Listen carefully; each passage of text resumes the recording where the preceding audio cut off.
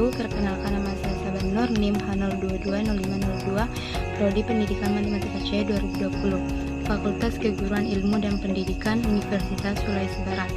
Baik, di sini saya akan menjelaskan materi tentang perbandingan trigonometri untuk sudut berelasi 90 derajat tambah A dan A. Sebagai tugas ujian tengah semester mata kuliah trigonometri dengan dosen pengampu Ibu Sartika Arifin, SPD MPD. Baik, langsung saja. Nah, di sini saya akan menjelaskan tentang definisi trigonometri.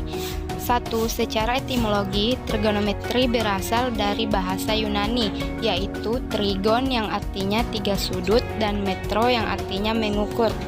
2. Secara terminologi, trigonometri adalah sebuah cabang matematika yang berhadapan dengan sudut segitiga dan fungsi trigonometri seperti sinus, kosinus, dan tangen. Nah, adapun penjelasan pada gambar di samping yaitu sudut A berelasi dengan 90 derajat ditambah alfa atau pi per 2 ditambah alfa.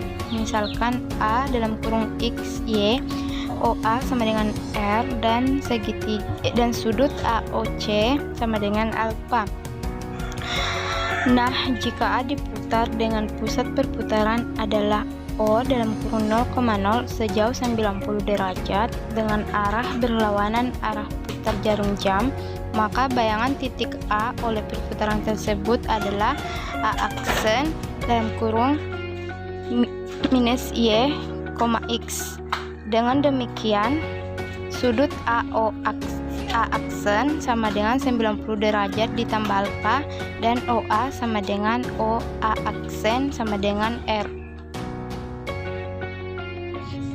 Berdasarkan gambar sebelumnya, relasi antara sudut alfa dengan 90 derajat ditambah alfa adalah sebagai berikut. Pertama, sinus 90 derajat ditambah alfa sama dengan X per R sama dengan kosinus alfa. Kedua, kosinus 90 derajat ditambah alfa sama dengan minus Y per R sama dengan minus sinus alfa. Ketiga, tangen 90 derajat ditambah alfa sama dengan X per minus Y sama dengan minus kotangen alfa. Yang keempat, kosekan 90 derajat ditambah alfa sama dengan R per Z sama dengan sekan alfa.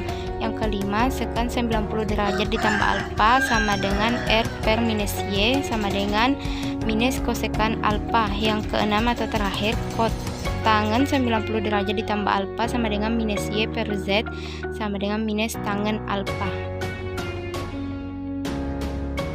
Nah, di sini saya akan menjelaskan dua contoh soal. Yang pertama, di sini kita ingin mencari nilai sinus 120 derajat. Nah, seperti yang kita ketahui bahwa 120 derajat berada pada kuadran 2, sehingga rumus yang kita bisa gunakan yaitu sinus 90 derajat ditambah alfa sama dengan kosinus alfa derajat.